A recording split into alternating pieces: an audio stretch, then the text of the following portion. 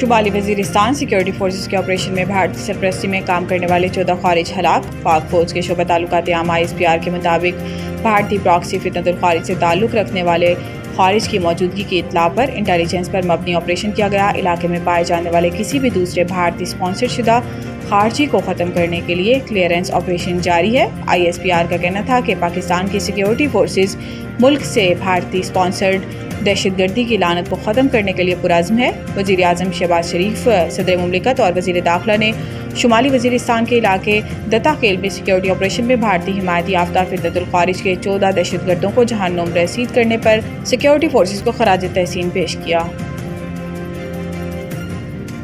امن کا واحد راستہ مکالمہ اور سفارتکاری ہے۔ صدر جنرل اسمبلی کی پاکستانی موقف کی تائید۔ بلاول بھٹو زرداری کی قیادت میں پاکستانی وفد نے اقوام متحدہ کی جنرل اسمبلی کے صدر فلمون یانگ سے نیو یارک میں اقوام متحدہ کے ہیڈ کوارٹر میں ملاقات کی۔ بلاول بھٹو نے جنرل اسمبلی کے صدر کو پہلگام واقعے کے بعد خطے کی بگڑتی ہوئی سلامتی کی صورتحال سے آگاہ کیا۔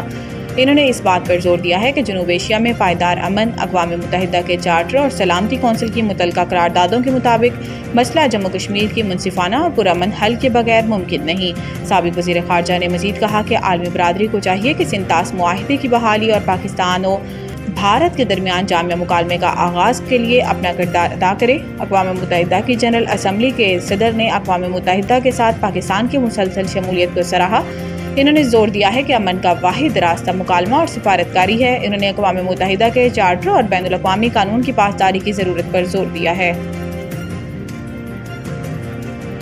عمر ایوب کا اسپیکر قومی اسمبلی کو خط، اپنے خلاف ریفرنس کی تفصیلات مانگ لی۔ عمر ایوب نے خط میں اسپیکر قومی اسمبلی سے اپنے خلاف دائر ریفرنس اور اسپیکر کے فیصلے کی تفصیلات مانگ لی۔ انہوں نے کہا تھا کہ ریفرنس کی قانون و آئینی بنیاد، مصدقہ، نقل اور کارروائی کا ریکارڈ فراہم کیا جائے۔ نااہلی کے ریفرنس پر آئینی نکات آرٹیکل 62-63 کے تحت ریفرنس کی قانونی توجہ فراہم کریں۔ PTI رہنما نے اسپیکر سے ریفرنس کی مکمل مصدقہ کاپی اور شواہد مہیا کرنے کا مطالبہ کرتے ہوئے کہا کہ نوٹسز اور وضاحت کا موقع فراہم کرنے کی تفصیل فراہم کی جائے۔ انہوں نے تیسرے فریق کی درخواستوں کی بنیاد پر ریفرنس پر وضاحت بھی مانگی ہے۔ عمر ایوب کا کہنا تھا کہ آرٹیکل 63(2) کے تحت اسپیکر کی صوابدیدی نظیریں بھی دی جائیں۔ خط میں عمر ایوب نے ریفرنس پر اسپیکر کی ذہنی تسلی ثابت نہ ہونے پر اعتراض اٹھاتے ہوئے کہا کہ قانونی عمل، شفافیت اور منصفانہ کارروائی کے لیے تفصیلات بھی بھیج دیں۔ عمر ایوب نے پارلیمانی وقار اور جمہوری اعتماد کی بنیاد پر ریکارڈ فوری فراہم کرنے کا مطالبہ کیا ہے۔ لبیک اللہم لبیک کی صداؤں کے ساتھ مناسک حج 1446 ہجری کا آغاز آج سے ہو گیا۔ پاکستان سمیت دنیا بھر کے لاکھوں عازمین حج میں نام قائم دنیا کی سب سے بڑی خیمہ بستی کی جانب روانہ ہو رہے ہیں، جہاں وہ آج کا دن عبادات، دعا اور استغفار میں گزاریں گے۔ اس سال مجموعی طور پر 20 لاکھ سے زائد عازمین حج کی شرکت متوقع ہے، جن میں لاکھوں مقامی اور غیر ملکی افراد شامل ہیں۔ مناسک حج کے پہلے روز حجاج کرام منا میں قیام کریں گے، جبکہ کل 9 ذی الحج کو وہ رکن اعظم وقوف عرفہ کے لیے میدان عرفات روانہ ہوں گے۔ میدان عرفات میں امام کعبہ شیخ صالح بن عبداللہ بن حمید مسجد نمرہ میں خطبہ حج دیں گے اور نماز ظہر و عصر کی امامت کریں گے۔